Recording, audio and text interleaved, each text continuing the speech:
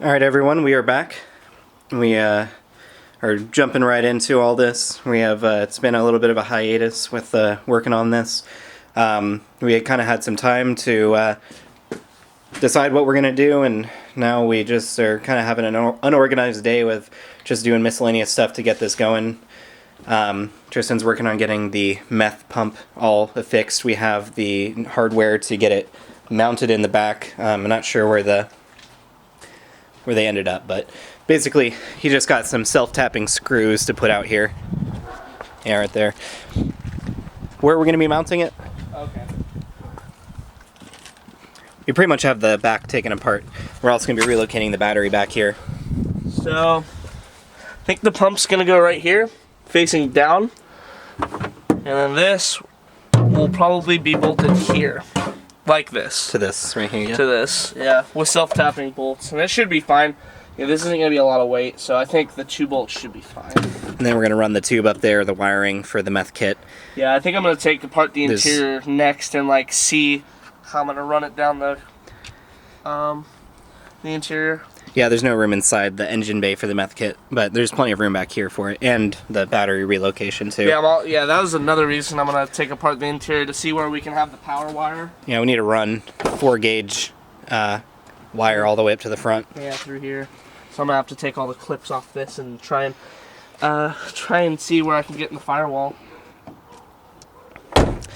So, I actually haven't shown it in any videos yet, but there's my transmission. It's a 6R80 for my Mustang over there. That's what I'm going to be doing next with it, so stay tuned for that. We bought a welder for the intake. Basically, we bought some 1/4-inch steel. It's just way too thick. So we bought some 1/8 inch, which should be a lot better. I have the throttle body, or not throttle body, the intake adapter. Was that cheaper? This, yeah, it was cheaper too. Yeah.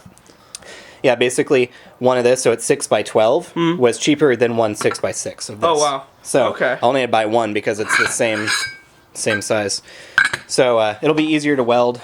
We also bought this huge, it looks like another drive shaft, but it's not. It's a just exhaust 3-inch piece. We're going to be able to flare it for the silicone intake on it. My plan here is to just get enough for the silicone adapter to sit on it and then clamp on, because we need this as short as possible for the firewall.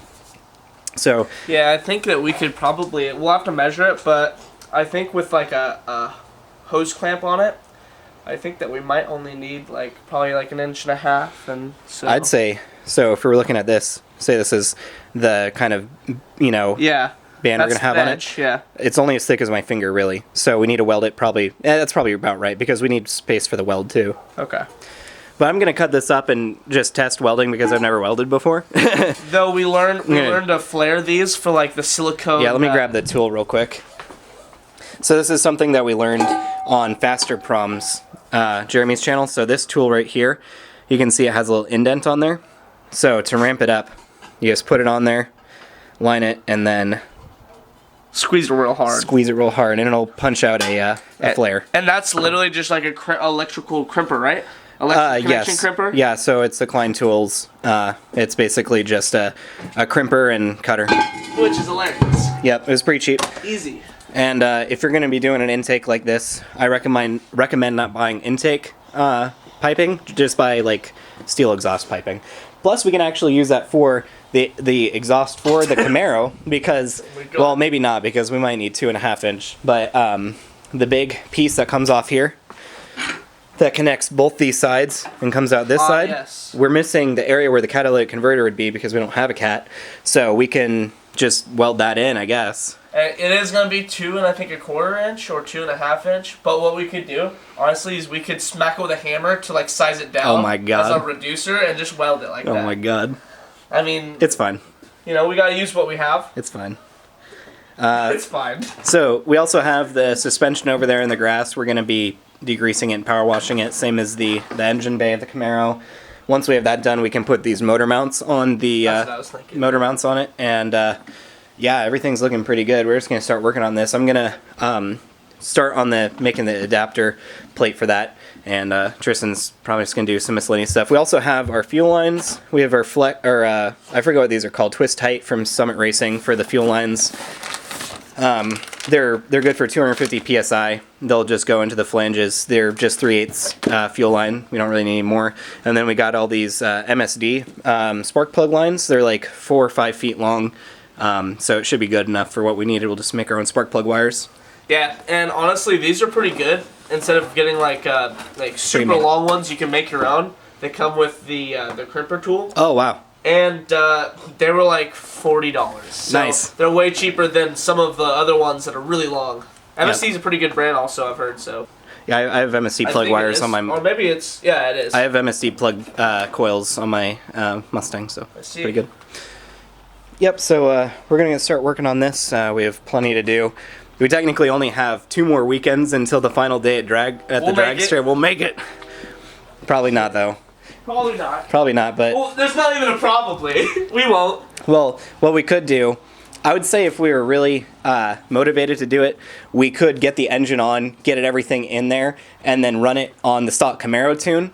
It'll be horrible, and we won't be able to rev past like $1,000 or $2,000. We can't build any boost. Oh Jesus! But it should run. Like I really don't see any reason why it shouldn't run because the same motor and stuff. It just has a blower on it now. I mean, forced induction is a lot different. I don't know. I think I might have said this before, but I've heard people online doing the Department of Boost, like Mustang supercharging swap, and they've driven it cross country to their tuner, 600 miles. God. I guess not cross country, but 600 miles with no tune on it, and they made it just fine. So I've also heard of people, turboing the cars and driving, that many miles away. Another thing that we're going to need to do, we're going to need to take the blower off and the lower intake manifold off because we identified an issue with how we were putting the RTV on and the gaskets, so we just need to redo that, unfortunately. The reason we learned that is because my lower intake manifold gasket blew again on my Bonneville, so now it's leaking water both into the oil and into the engine, so into like the actual combustion chamber. So that's going to be a problem with that, so we're going to have to fix that before it gets actually put in the car. I never put any clips up, but we had a video where we were literally taking our shop back, wherever it is, right over there, and sucking water out of the cylinder heads of his car. And out of the, right behind the valves, too. Yeah. So, if you do a limb job, make sure you take the coolant out. You'll still get some in the in the engine. There's no possible way to not. And that's why you have to change your oil every time you do it. Yep. And I just did an oil change last week, so now I'm going to have to do another oil change. What the fuck? Yep. Why me? Alright, well, I'm going to get started on this intake, and we're going to just start hammering things out.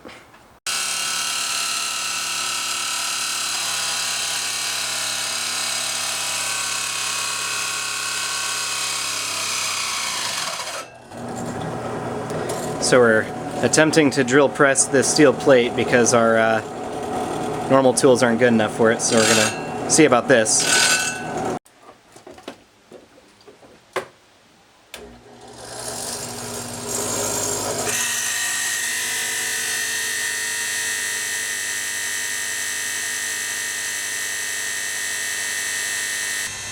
So as you saw just back there, we have the grinder going on its own, being held down with water. It's literally like a safe from fucking Payday 2. You know how long those things take to crack? Yes. This, I don't know what it is about this 1/8" steel, but I got a metal bit for it. It's still just taking forever, so. It's only mild steel, right? It's not like hardened? No, it's just normal steel. That's so odd. Yeah. But we have that automatically just going down now, so. Damn, I don't know how we're gonna tap these on the bottom since we have like no room down there. Yeah. Maybe with the drill, but like sideways. Probably like that. So we got this. We use self-tappers to get the pump in here. It's pretty secure. It's all good. Yeah, I put these on there so I can just do the wiring whenever I want. Yep. So don't have to wait. And then we can just put a ground like on this or something. Easy. Anywhere. There's a bolt right there that we could use. Oh yeah, that even. The antenna bolt. So we have the pump mounted and the reservoir mounted now. We're thinking about maybe drilling a hole right here, putting a bolt, and then wrapping something around here because this is going to have a gallon of meth in it, and it's pretty secure, but it might just flex and might pop something down there. So we might either weld a piece on here or just put a bolt on and tighten down something here. Yeah, maybe even something like that, honestly. Because I have some of that ratchet strap that we don't use anymore, and it's really small and thin. Yeah. Just cut off a section, loop it over here, and then drill straight through down here. Yeah, and just put like a nut on the other side of it, a large nut or something. That's what our plan is for right now. I mean, yeah, it's just a thought. A thought. We're pretty much given up on the adapter plate for now. We're going to have to figure something else out to cut it, because I let that thing go for like 30 minutes and it's just making no progress at all, unfortunately. So, maybe even thinner steel, I don't know, but the blade I was using didn't even cut enough where I think even thinner steel would do.